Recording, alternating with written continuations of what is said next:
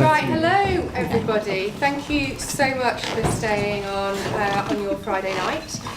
My name's Helen Nugent. I'm the editor of the Northern Soul webzine. We're a website which covers culture and enterprise in the north of England, and I do some other stuff too. But more importantly is our wonderful panel who's here tonight. We're going to have a chat about women in the arts and theatre, and we'll have some time for questions at the end. We'll do about 40 minutes, so if you do have any questions, we'll leave about 10 minutes hopefully, and you can ask the panel anything you like. So let's start with some introductions. Not anything. Within reason. Within reason. It's that kind of a night. Yeah. So I should start by introducing the writer here, who's on my right. This is Jane McNulty, who's just written the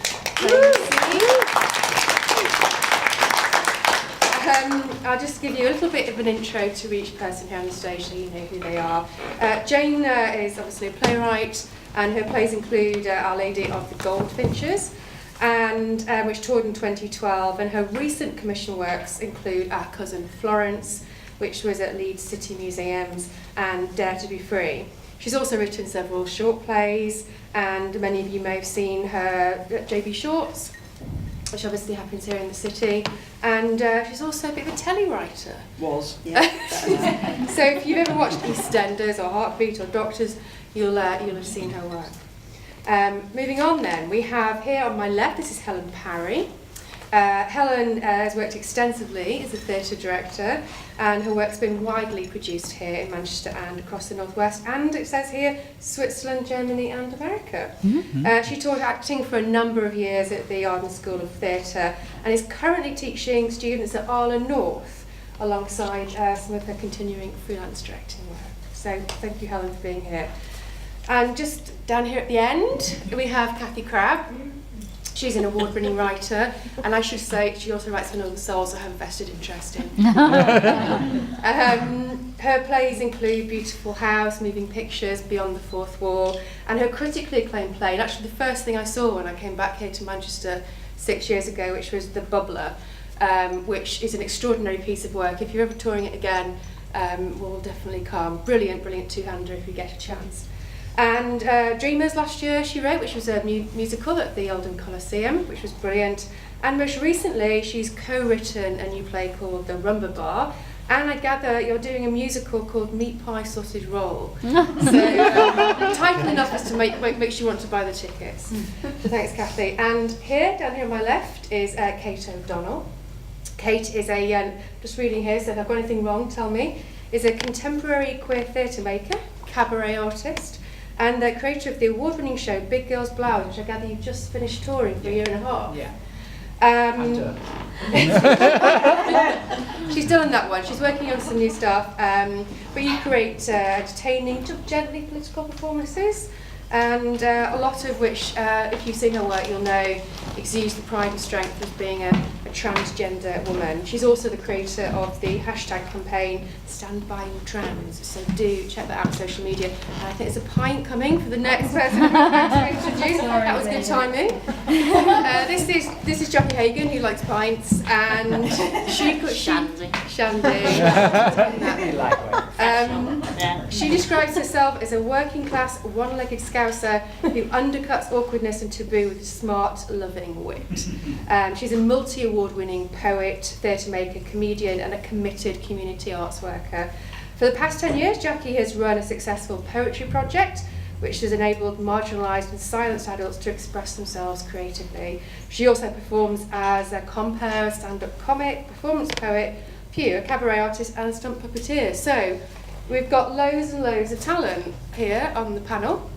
Let's kick off by talking to Jane here about the play. Tell us a bit about how you came about creating these two amazing characters. They started life as two characters in a short, 15-minute short that I wrote for JB Shorts. I'm sure you've heard of JB Shorts in Manchester. Very successful, twice yearly round of short plays that are on. So I was asked, would I like to write a play for JB Shorts 12, which was in October 2014, and I came up with these two. And they started life really as dog rescuers. Anybody who's ever seen my Facebook profile will know that I'm somewhat obsessed with rescuing dogs. But my problem was I'd already written a JB Shorts a couple of years before which featured dogs. So I thought, I can't do that again. What's like a dog that's cute? A teapot. Honestly, it's true. So the teapot orders, that's how they came to life. And I've noticed that in dog rescue there was this strange thing about putting women who rescue dogs on pedestals, and all the acolytes, all the women that follow that rescue all sort of look up to them. This is a tremendous position of power to be in. How can I take that and put it in a small space with two women? And that really was where they started from. And the fact that they were gay really didn't occur to me until they were sort of up and running. And I thought, well, I'll just go with this then. And that's how they became Before You Tonight, how they came to be Before You Tonight. Now that short play was quite well received. It was picked as one of the plays to represent JB Shorts at Replay at home in 2015.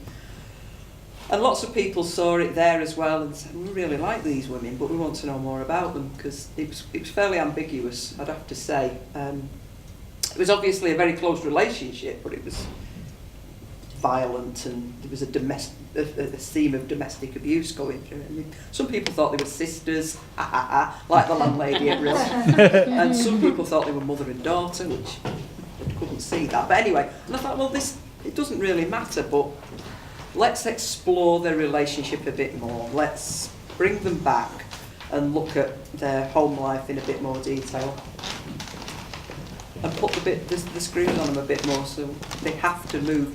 Button has never been out of the house for 14 years, you know, so how am I going to get her out? I'm going to knock the house down. That'll do it. and that's how they came to be. And so how was it tonight then? This is obviously the premiere of the show. Were you nervous? Did you feel it went okay? Yeah, I thought it was wonderful. It's a bit like it used to happen on telly, actually. You know, you'd write the script, you'd send it off, you know, and then 2 or 3 months later you'd switch the telly on and think, this looks a bit familiar, but I don't recognise these people. Because whoever you've got in your head when you're writing the script, they're not the same people as turn up on the telly, are they? So it was a bit like that. It was the same sort of level of detachment almost, because Cathy and Tigger, obviously, they played those characters 2 years ago in the JB Shorts short play, and they've really made them their own. So I do feel, right, there's some words, now go and be these people, and they just do it. Mm-hmm. And I feel as if it's as much their play as it is mine. I mean, we're here as well, of course, as I mentioned at the start, to talk about sort of women in theatre, women in the arts, and really the position that we're in 2016 in terms of equality. Is there equality? And there's been a number of articles in the press about women in theatre, and various people like Vicky Featherstone have talked about how there isn't really equality and there should be. And just going to Cathy for a moment, you're a playwright. Have you written many characters that are women, or women-only plays? Well, Dreamers was a women-only play, and they ended up being, I'd say, 30 women in it in the end. And in the past, it's quite funny really, I don't know whether anyone else has experienced this, but sometimes if you do a two-hander and it's a male character and a female character, I'm saying they because it happens quite often. People assume that you've written the female character, but the male character's just made himself. Don't associate you with the male character, that you've actually written that and you would understand that plight. And sometimes they'll tell you things about his character and I'll go, I know, I made him up in the beginning. But I have wrote a lot of female characters. And was it difficult, particularly looking at Dreamers, to sort of get a musical which is basically an all-female cast produced? Was there any hurdles that you might not have experienced if, say, it had been more of a mixture? I think we were very lucky with Dreamers because Kevin Shaw really wanted to do He's that. the Oldham Coliseum's artistic director. And he was keen on being the only man involved in that production. But the lighting man... Sounds a bit dodgy, though, doesn't it? Well, dodgy, whatever, you know, it's the way in. But he, the lighting designer actually approached him, so the lighting, you know, we didn't care, really. We were open to whoever was doing the job, but Yeah. he wanted it to be a big deal. But more than that, what Kevin Shaw did is he allowed us to be around for all the rehearsals if we wanted to, and we had a lot of say in it, and that's not just for women writers, that's for everybody, because more and more now we're experiencing writer-led ventures, and so we have every right to be there all the time, because in a way a lot of the time we've employed those people too, and that was a big deal. And Jackie, I mean, do you have, in terms of the work you do you feel that you're treated differently because you're a woman doing it, or is it not something that you even think about? I was just about to say, I don't know answer, I'm already being naughty. But do you know what, I've just realised as you were saying that, I'll say that in a minute, that I find writing fellas easier. And I wonder if it's because I was brought up around like loads of funny fellas, big, strong, funny Scouse men. And then, like, my mum was crazy, and you know, in the 80s, crazy wasn't respected, was it? Not that it is brilliantly now, but yeah, and so I wonder if I'm a big, massive sexist, you know? I think, you know, it's an inherent thing going on in me, you know? Anyway, I'll process it. Give me all your email addresses, I'll come back to it. What did you ask me? Just if you feel like sometimes I've completely forgotten actually. Yeah, do you feel like you're treated any differently? Oh right. Well, I can't divorce like women in class, because as soon as I open my gob, like people go, oh, because you know when my mouth's shut and they're just looking, they think, oh, disabled woman, and so I get the R factor, and then as soon as I open my gob, that sort of goes out of the window, and they think, oh, she's fine with that stuff, but she might nick me wallet. So, and the amount of times I say nearly every theatre I go in, and I look like a fashion, a posh trash chair. Yeah. Like Then when I you talk like, oh, where's my bag? yeah. I look like I've been to like fashion school or something like that. And I'm doing all this on purpose. Like I've put that rip there. Like yeah. Sorry, you've got lives to lead and about. So yeah. Oh, you know, the amount of times I have to say like, oh, the only thing I steal, babe, is the show, and I'm like, of saying that line like theatres. But yeah, so that's what I get, is I get like, oh, counsellor stink girl. So it's no matter what I do, it's like, oh, well done, aren't you brave for either being disabled or being a bit counsellor Stacey. So I presume that woman feeds into that somewhere. But it's down the list. But, well, I don't know if it is or it isn't. It's just that I don't think about it as much, because I think about class because it comes into everything in my life anyway. And also, I don't think of myself as a woman that often, because I've created this wonderful bubble of a life for myself where it doesn't matter too often, except in comedy clubs. And maybe that's it in my life. I live a sort of charmed, you know. So, but I am aware that sexism is rife even in my own soul. And Kate, do you have any particular things that you want to add to that? I was just thinking then, it's interesting what people assume about me, but you know, maybe when they've heard a bit about my work, and you know, and I do put transgender at the front of that sometimes. I make sure it's at the front, because I'm not living in stealth. I don't go around Tesco screaming, I'm transgender. That would make shopping so much I just more can't be interesting. bothered. Do you know what I mean? But I think in terms of what I do, it's about visibility. So a lot of my stuff is, but for me what's really interesting, think about me, I have a really female crew, and it wasn't, I didn't overthink that, but I'm quite glad of that, you know, when you're on the road, like the technician, the musical director, my producer, they're all women. The director was male, but he's not really around when we're on the road. And it's really interesting, I do this show that's very exposing about my 35 years of coming out as a gay man, as an effeminate little boy, as a drag queen, as a transgender woman. I do this show in front of technicians, often they're male. and occasionally they're female. So I've done this show for a year and a half.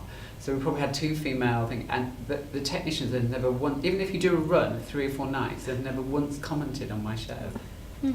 Never once. Never once. The women who work in the theatre always comment on my show. And I don't know what that's about. And I kind of do this jokey bit in my show where I say that straight men don't say fabulous. So I get the straight men in the audience to say fabulous. Should we try that? But it's too straight, I think. I mean, I don't know. But the thing is not, and then I go, are there any straight men in the audience? Well done. You know, so there's this kind of whole joke. And then I get the gay men to say fabulous. And apart from Harrogate, where it was mainly straight men, and one tiny little gay male voice. No, that's the only time it reversed. But the joke is, often, I think there is a lot of this men are held back, I think, maybe in how they express themselves. And so that's slightly going off the point. But I think I assume that people would be really fascinated by my story and want to run down and tell me how moved they were and no, nothing. 3 days, nothing. Do you think they're intimidating? I think it's fear. Yeah. I Do you think think? Yeah. If you saw the show, you wouldn't be intimidated. You've seen it, haven't you, Jack? It's not intimidating, is it? It's not their a comfort little zone, bit. though, isn't it? No, it's not at all. It's really won't. But I've had the same thing where, like, boy texts don't mention anything, then girl texts do. And Yeah. maybe it's just that boys, oh my god, this is really sexist and generalising, Yeah. aren't very good at talking about the feelings because they're not meant to be. Maybe. And maybe girls are. I don't know. Well but then done, I've got girls. the awkward, That's like, maybe why I transitioned. yeah. And And the toilets are better.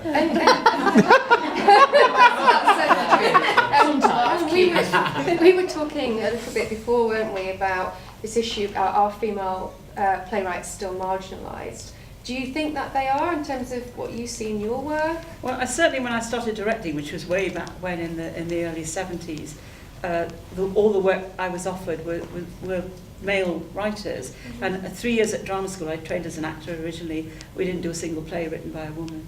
Really? No. Do you think that's different? I don't. I mean, I've taught in a drama school for 18 years, and trying to put women's work forward as choices for final year productions, still find it very hard to get those plays accepted. And if they are, does it tend to be the same? Carol Churchill, Yeah. and the sort of main top 10 writers that somehow are acceptable to male management. What do you think makes them acceptable? Because they have a name and a successful. reputation, and they're kind of known, but they won't take a chance on a less well-known female writer. And what do you think we can do to change that? Well, we are doing it, aren't we? We just ignore it. That's a good. Well, I know when I started working, I was mentored by a woman to start directing, because I was only directing student work. And it was Stella Hall who set up the Green Room Theatre along with Jeremy Shine. And she gave me the opportunity to get started. And so part of my progress as teaching in a theatre school and working a lot with new writing is to mentor other women, whether it's, as directors, as writers, as producers, and on the technical side. It's very rare to get a female technical crew. I found one. And so, it's to really put that work, the way of those people, and to get them to think, because I could do that. I mean, I've been teaching speaking political speeches at Alra, and all the women choose male speeches. And in the books of speeches from the past, contemporary speeches, there's very few female speeches. And I was saying to the female students, well, your voice is already marginalised. Why the hell are you going to stand up and speak a male speech when you've got this opportunity to speak a female speech? And what do they say? They think they haven't thought of it. They haven't. Because there has been great female speeches, but they've just been eradicated from history. So, and they're not in the books. You have to really search to find yeah, them. you do. Yeah. I mean, you could do Harriet Tubman and Sojourner Truth and people But in like those that. collections, they're not present. And it's really difficult to find. And I think it's because it's new for us to be involved in any kind of canon. Mm-hmm. We've got Sheila Delaney and Carol Churchill. So it's all a bit new, and even the idea of the canon now is gone. So I think it's just like a new era, and we don't have them. When I think about speeches, I think that's the key really, because we don't know what's missing until we discover it ourselves. That's why we need to be out there. Because when I saw Sally Wainwright's work on the telly, I didn't Happy Valley and Last Time Going Home. I hadn't realised what was missing until I saw what was there that I hadn't seen before. I It think was that- compassion. I think that's true, and I think for me, I was realising that I wasn't seeing anything for a queer trans voice. There was nothing, which is good for me in a way. You corner them off. Kind of. I don't have much to go and see, so I'm thinking about working internationally now, because to kind of gather that pool of trans voices and trans writers. So that's my argument. I think you don't know until it's not there. And when I started making it, I was thinking, where is it? Where is that trans voice? Because a lot of people, there is stuff written for trans characters, but it's very rarely written by trans, like Boy Meets Girl that's on the telly at the moment, a drama about a trans drama on the BBC. That's written by a gay man. And I auditioned for the main part, I didn't get it, hey ho. I had a spell of just being auditioned for everything. Suddenly they just wanted loads of trans characters. And I remember in the audition going, this script is a little bit odd. I said, that's a bit strange that they've gone with the genitals straight off. I don't know if you talk about your genitals in the first day. They literally showed the first, and that was a trans woman going for the lead part with the producers and talking to them about that. They did it twice in the first thing. They trailered with it in the opening, the line about the penis, you know, I was born with a penis, and then they did it again. And that was the thing that I had a slight problem with it, was why is it always about genitals? And why was it such a focus for the first episode to go straight in with genitals? And Cathy, you mentioned compassion then as being something that you hadn't realised was missing. Can you sort of just explain that?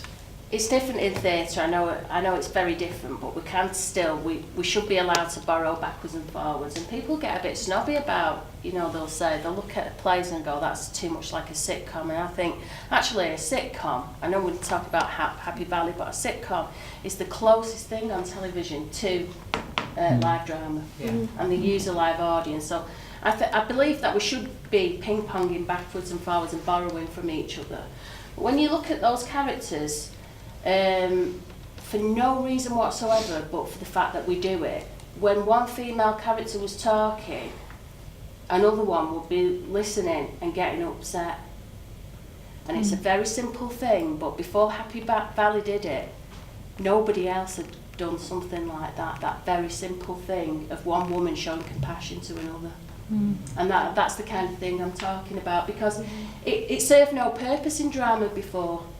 And Jane, what do you make of that? I'm stunned by that, actually. I'm going to think about that, because that's a new idea. It hadn't occurred to me. Thank you. And what about you, Jackie? That's what's missing from stand-up, and that's why audiences go, you know, like, and don't know, and just freak out when there's a girl, and you know, and have quite a big reaction. You know, some people, there's 6 people loving it, and then there's 6 people who want to kill you, and you know, right? And so you have to. I mean, and this I think is key for all women in the arts. Is in stand-up, I've got, like, you know, a little core of women who help each other to be bolshy, because my God, you've got to be bolshy. It's not bolshy. If it was a man, it'd be called being confident and assertive. But if it's a woman, then it's bolshy, defiant. You know, it's like, you know, you're being a bitch. And so, yeah, you need that sort of backup. You need someone to moan to.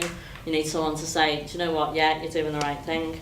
So, yeah, supporting each other to be strong women and not to be embarrassed about that. Do you think it's an issue of language then, that there are all these words effectively I just don't think strong? it's about language. I think it's about people. I think it's just about patriarchy and what people expect of women, and that, you know, and it's just a hangover, isn't it? Of men had to go out and do business. We went like that with baby, and so, you know, you did have to be assertive in business. But with baby, I haven't got kids, so you can tell that I'm gonna, like, actually you probably do have to be assertive with kids though. Yeah, you've also got to be very sort of, you know, compassionate, haven't you? So yeah, I think that yeah, language, but it's coming from people just living in the past. And Helen, the students that you're working with, particularly the female students, do you think that they sort of were weighed down by this sort of history of how it's been for women in the arts and theatre? Well, I'm sometimes surprised how backwards things seem to have gone. I'd expect now going into a drama school to be a very different attitude, but so many of those young women don't have the confidence in themselves to put their... There's one girl who was apologising every time she put an idea forward in a rehearsal, until I said to her, why do you keep doing that? Do you not think your idea is worth sharing? And I found that quite extraordinary, really. Think, well, what advances have we actually made in giving women confidence to speak up for themselves and to create their own work and feel confident in doing that? And what do you think, Kate? What's jumping out for me is that I think, I don't know if it's something to be with my history, and I've had to be very and kind of fight for stuff. I kind of came out when I was 16 in the 80s. It was very political, and if you've seen Pride, I feel like that was me. I was on those Prides and on those minor things. We were always collecting money in the 80s. I never got to college, and we were sidetracked and shoved in a coach and sent off to go and be on a rally. And it was really like that. So I don't know if it's that or being a trans woman, all my male privilege. That there's an argument, and I believe it, that trans women have had some male privilege. I see it like a division, that you take male privilege, you divide it by having a very working class rough family, or you divide it by being a feminine little boy, by being a gay mentor, and you might not be left with much, but maybe what I've got, I make the most of. Like, I do a little cabaret show called A Short History of My Tits. It's very popular, and it gets booked really quickly. I don't have to explain too much about it. It's ran for quite a while, and there's a few women that will come at me and go, "It's amazing," because I get my tits out and I get the audience sing "Happy Birthday to my tits." 10 years old, and they put tit tassels on me. It's a beautiful thing. And it's a way of exploring the trans story, being very out and talking about the surgical side of my transition without making it all precious. And a lot of women have said, God, especially women my age, I'm 51, said we would never do that.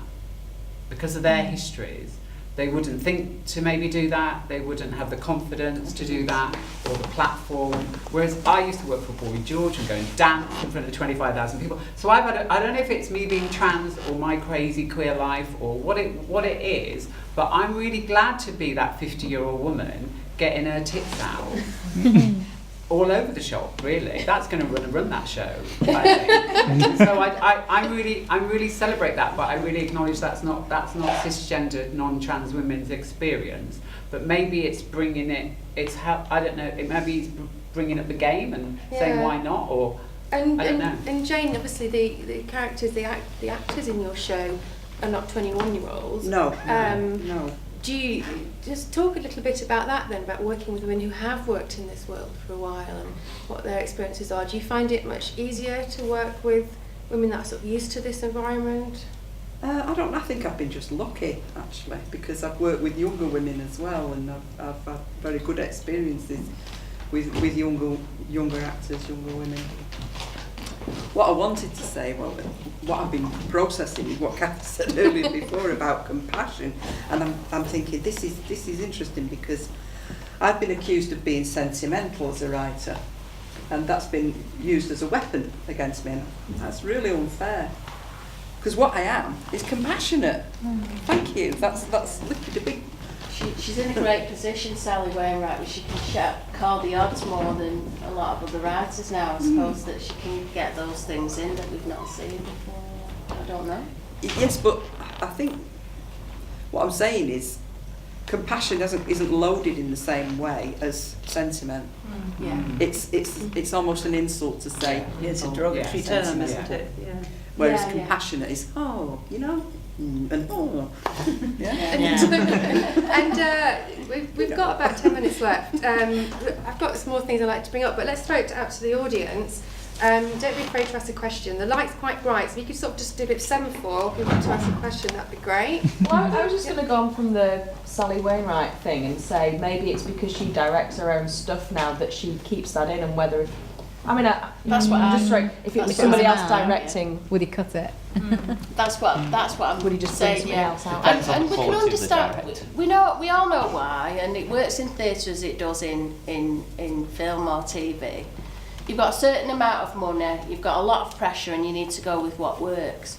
But it only takes one person to get through. It's that one. want of a Change better the word, game. Go open the sperm. door. Gets in, you know, that's all it takes is that one, One sperm. yeah, to get in the air. Anyone else got any sperm-related questions? I'm only kidding. Serious questions, please. You mentioned about mentoring.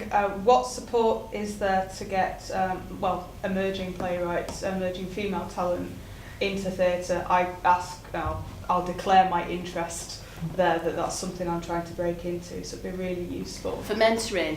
Mentoring, or just what support is out there for a new There's Arts writer. Emergencies. Where's Bex? Bex here. Arts Emergency. What do you know the age limits or scope for Arts Emergency? I think it's sixth form onwards, isn't it? It's in schools, isn't it? So I think it's either GCSE or sixth form onwards. That's Up to 20. yeah, I think it's up to uni, isn't it? Sort of 21. Yeah, so the I'm uni. stuffed. Oh. Yeah, but that's just one. That's only one. You know, if you want to look into being mentored, a great thing is to look at writers or producers or directors that you really like and email and ask them straight out. But never send anybody anything straight off, because then they'll just think, I'm not reading that play.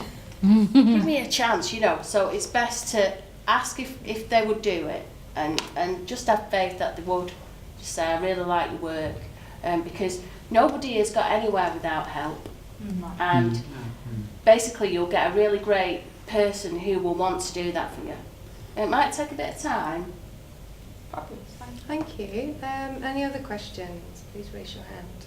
Doesn't have to be about what we're talking about tonight. If you've got something else you'd like to ask or about the play. Yes? It's not really a question, it's more of a comment.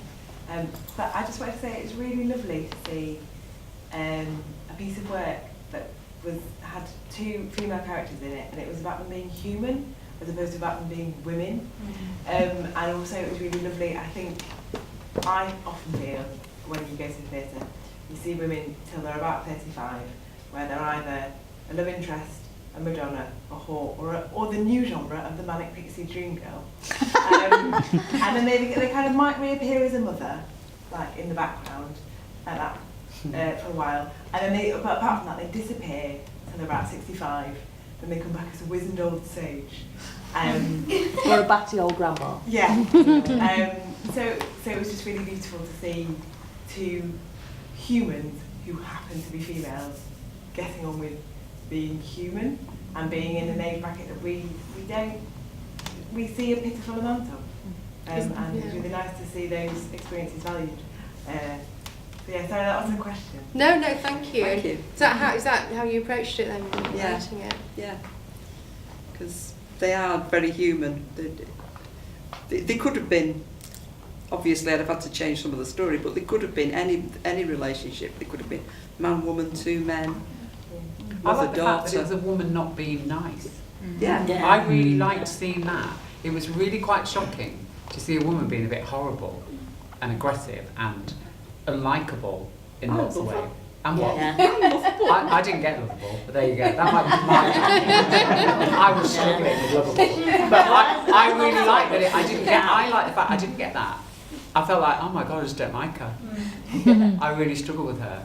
And I thought, wow, you very rarely get that as a woman. And it was relentless. I mean, she had a comeback for everything. You couldn't say, here's a lovely cake. I don't eat cake. It'd be like, there'd be nothing would come back. And I loved it. I didn't even want to understand it. I just really enjoyed seeing a woman being really in it like that. A woman sitting with her legs open. Yeah. I mean, And that not doesn't happen very often. So I think it was very powerful on lots of levels, and her breasts were amazing. They I thought she was really real. As a child, going to Blackpool on holiday or for the day trip, I could walk along Blackpool Front with my parents and see any number of women like that. Yeah. Because they didn't fit the stereotype of pretty, nice and compliant, Yeah.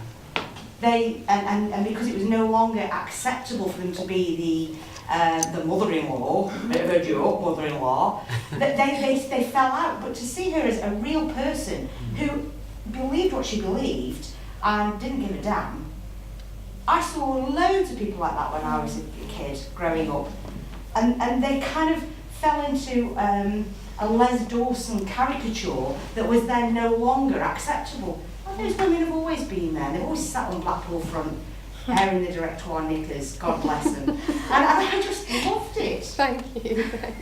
Any other, before I finish off with one question, any other questions from the audience? Any burning? I just Yes. have a thought about, it's not so much a question as much as a thought that one of the plays I saw last year, which was particularly impressive, was a play called August Bank Holiday Lark, written by a lady called, I forget the first name, Debbie McAndrew. Debbie McAndrew, and that was a superb play. And I just wonder whether her outlet was the production company, which was Northern Broadsides. She writes a lot with them though, it's not just that one, she does loads of stuff with them. She's one of the associate directors I think with them, so is her husband. Right. So they're an integral part sort of the company. So is it the company? Or, I think it's or probably the company commissioning her, but Right. I don't know for certain, but given the amount of press releases I get from that company which involve her and her husband, I think that probably it's more that they're part of almost like a rep company. So is part of the answer then the production companies that commission the plays? I don't know what She's got to have got there from somewhere, like everybody has.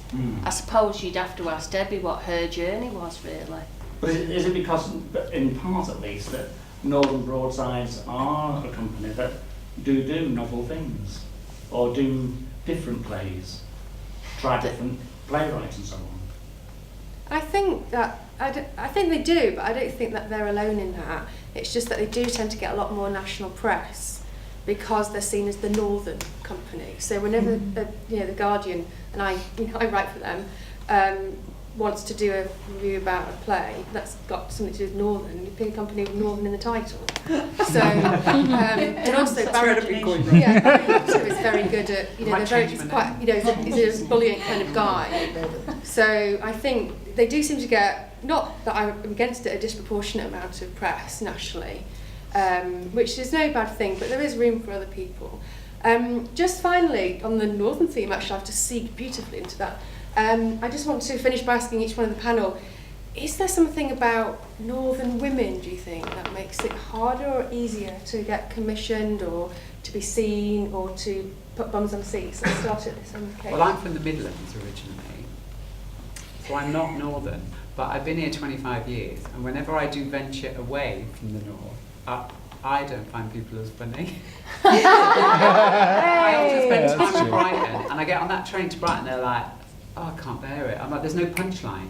You know, in the North, everything is leading towards the punchline. I don't want to start a story unless it's got a punchline. And that really suits my humour. So I've been here 25, and I find there's something, it suits me. But I've just done my show in London, and actually the audiences were brilliant. But I did say well done to them. Well done for being a good London audience. Keep it up. And Helen? Well, I'm Welsh by birth, and my accent was beaten out of me at drama school, where you had to speak RP in those days. And I think having an RP voice when you meet people down south, that puts you a little bit ahead in the game. And then when they discover you're based in Manchester and that's where you do your work, they sort of take a step back. I think there is a north-south divide, isn't there, still in the arts? I've certainly found that in journalism. Yeah. I worked in London for a long time, and I was always the Northern woman who went to a comp and didn't go to Oxbridge, so I was basically fucked on all levels. Quite nice voice though. What's a nice voice? What's a nice voice? That's only because I've worked in London 15 years, and the only person I ever met from the north was I think he was from Stoke. So the accent rubbed away. I had a much stronger accent when I went to Not London. north. They're all saying that's not north. That's my point entirely. That's as far as it got. People from the north always have a telephone voice. I always find that hilarious. They always have a telephone voice. I found that a mystery. You know, when I moved up here, I was like, what's that voice? I think there's something inherent, self-censoring. In other words, stop this. Carrie's head up the road. And whenever I rang her to ask what was for tea, she'd go, Carrie Zippers? Yeah. It's me. Oh, right, you're right. And Jackie. Northern women are funny, forthright, incredibly smart, but we don't have to let on how intelligent we are all the time, like some people. Well, it sounds like really pointed as if it was someone in this room. I don't mean that. You know who you are. You're going on about your education. I was going to get you a drink afterwards, but that's but we don't. So you sort of often pretend to be stupider than you are because it's funny, or because that's just the way you speak. And we're also thought of as very, very stupid. So that's partly why it's hard to get work. Yeah. And Jane? Well, I thought we all lived in a global village these days. Or a northern powerhouse, anyway. Oh God, yes. I don't know whether it's how far up the north, the country, the north-south divide is. Because when you look, there are funny communities that aren't just in the north. Where are they? Ireland.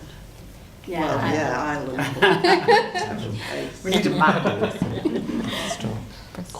Pockets of- Do you think we just... I agree with you about London. I have to say, I get that same feeling when I go to London, and not to go anymore. But you are in a different world, aren't you? Bus drivers don't say thank you when they get off the bus, do they, in London, like we do here? That's really... Only nutters say that in London. Yeah. Only nutters say that. You get off a funny door. Yeah, it's northerners. And it is odd, so I suppose, yes, I'm resisting saying this, you can tell, can't you? But yes, I agree that we are strong, funny people in the north. And Cathy, just finally, do you agree? That we're funny? Yeah. I mean, on the phone, I don't have I should have... Do you know what I needed? Darth Vader voice box from? Because I just sound like an insecure 15-year-old and I've never got taken seriously on the phone ever. I've spoken to you on the phone. Yeah, but you've met me before. Oh, right, if you okay. just heard me on the phone, you'd think that was a bit silly. But I am, and I think I think we are quite funny. Me and Jackie were talking on our way up about the fact that some northern women can't edit themselves, can they? So they're on, and you're like, have a point. But most of us can, and we are good at telling stories, aren't we? Yeah. In their defence, though, I'd have to say northern men are funny. Yeah. Yeah, it used to delight me to walk around Tesco. I've probably been banned from a few Tesco's. Walk around Tesco behind two blokes shopping, and the banter is just delicious. Factory banter. Yeah. Fellas, amazing. Yeah, that's funny. Yeah. Well, on that positive note, I think we've said some nice things about blokes too. I'd just like to thank the panel very much for giving up their time on a Friday evening, and also a great big round of applause to the actors and the director and the cast and everybody who was involved, techies, everyone in this show. So thanks for coming. Have a good evening.